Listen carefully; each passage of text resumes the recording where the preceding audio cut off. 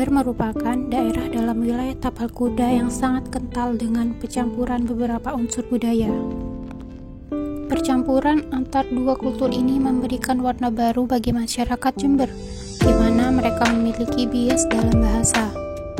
Bahwa orang Jember rata-rata menggunakan bahasa Madura, namun ada juga yang menggunakan bahasa Jawa. Hal ini disebabkan oleh banyak pendatang dari luar Jember yang menetap. Pasar Tanjung di Jember merupakan pusat aktivitas ekonomi yang cukup sibuk. Pasar ini adalah satu-satunya pasar tradisional kelas utama di Kabupaten Jember yang sangat potensial sekali melayani kebutuhan untuk keperluan masyarakat perkotaan maupun pedesaan karena letaknya yang ada di pusat kota. Pasar Tanjung sendiri berlokasi di Jalan Samanhudi, Kelurahan Jember Kidul, Kecamatan Kaliwates, Kabupaten Jember, Jawa Timur yang berdiri sejak 1973. Dengan luas 25.105 meter persegi, pasar ini beroperasi sejak jam 3 pagi hingga 10 malam atau lebih, sehingga bisa dikatakan hampir tidak tidur. Ya saya layanin dengan bahasa Madura, kalau Jawa bahasa Indonesia. Pakai bahasa Indonesia, pakai bahasa Jawa, Jawa halus biasa. Ada yang Madura banyak, yang bahasa Jawa ya banyak. Saya jawabnya pakai bahasa Indonesia. Karena saya nggak bisa Madura, cuma saya tahu artinya. Iya, saya tahu artinya, tapi saya mau mengucapkan nggak bisa. Mayoritas Madura, cuma ada yang nggak bisa Madura pakai bahasa Indonesia. Madura, bahasa Indonesia. Lawan bicara mayoritas itu kalau nggak bisa Madura, mereka bisa bahasa Indonesia. Campur sih, atau kalau orang ini disebut ekonomis bahasa Jawa Timur, ada lumayan. Ada yang versi Madura, Jawa. Kalau sini semua Madura, pedagangnya, bukan Madura. Tapi kalau pembelinya banyak orang. Tergantung, ada yang kuliahan jadi pedagang juga ada. Ini ternyata om saya sendiri di sini depan jualannya kuliahan dulu, tapi jadi pedagang sama. Kalau saya SMK. Kalau saya pribadi S1. Ini kalau jaringan itu ya pendidikan itu menunjang, cuma enggak sepenuhnya. Yang penting punya relasi itu. Jadi relasi, nggak malu, mau marketing, banyak temen. Di situ akan terbentuk suatu jaringan. Nggak bisa prediksi kalau manusia. Yang di atas kadang-kadang ya kalau omset kadang ya 250. Kalau rezeki ya mulai jam 7 ya pagi ya, jam 2 sore ya dapat 200 atas.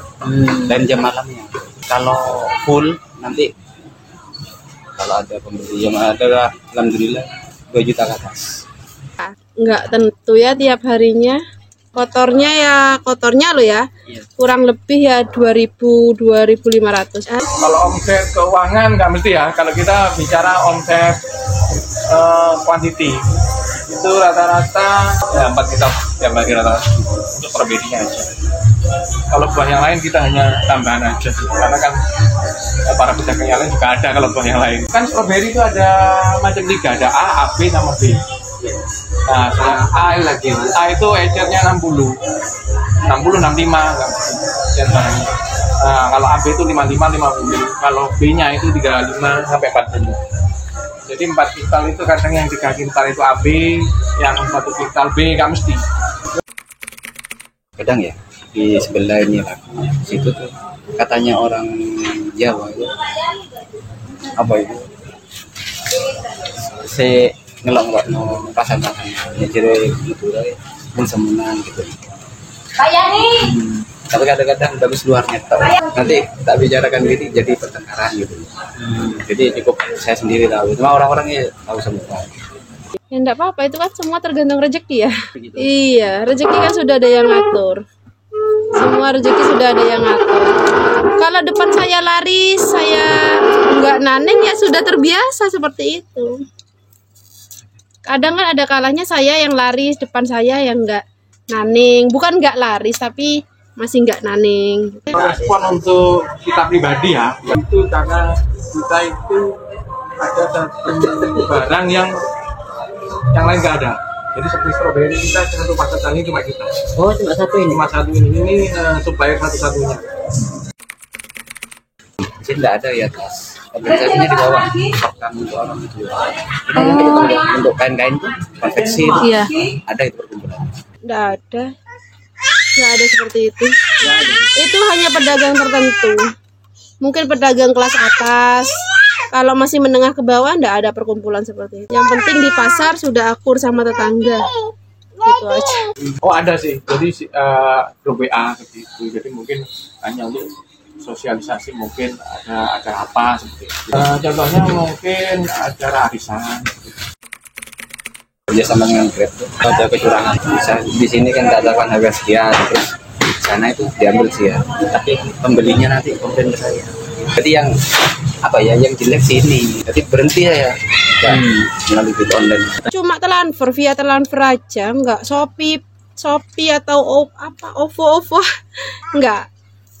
Tapi selalu itulah cash kalau bayar, nggak pakai teknologi yang lain. Nggak ada, soalnya pakainya ya kalau nggak membeli datang ke sini atau via telepon biasa itu sudah. Enggak, kita nggak online.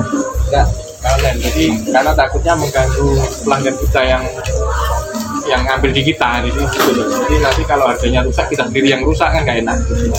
Pakai WA. Malam itu udah pada WA, bisa dikirim berapa, pagi sama kita di list sudah. Cukup kalau punya anak 3, 2 atau istri. Sebabnya apa? Saya nggak punya apa-apa.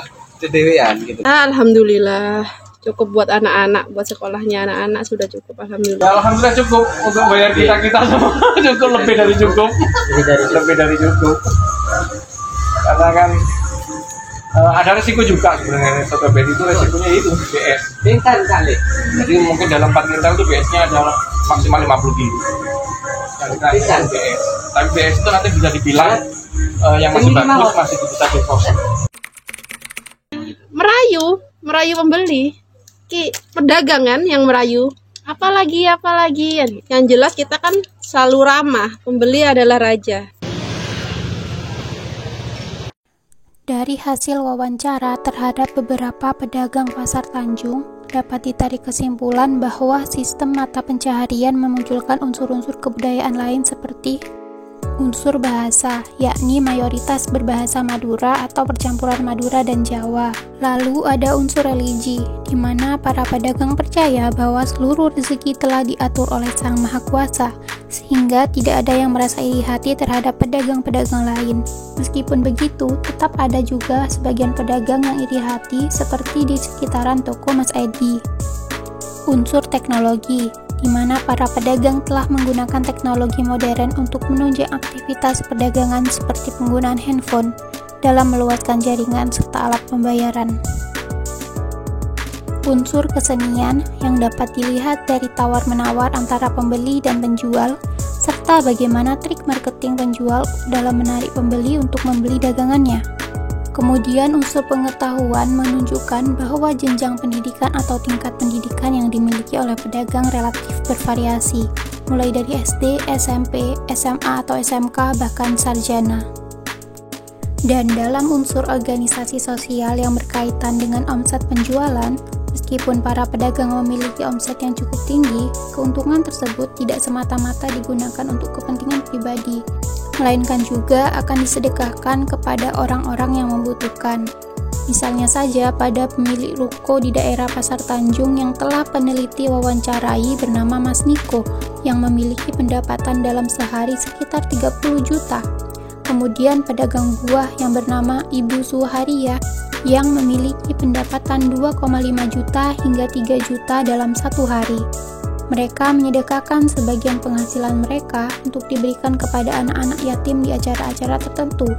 Pada Ramadan tahun 2023, para anggota pemuda dari perkumpulan para pedagang memberikan santunan terhadap 50 anak yatim di wilayah Kepatihan dan akan terus dilakukan secara rutin. Itu tadi 6 unsur kebudayaan yang dapat ditemukan kelompok dalam Pasar Tanjung yang erat kaitannya dengan konsumerisme perkotaan di Jember. Meskipun sebenarnya masih banyak unsur kebudayaan, namun kemampuan kelompok kami hanya sebatas ini.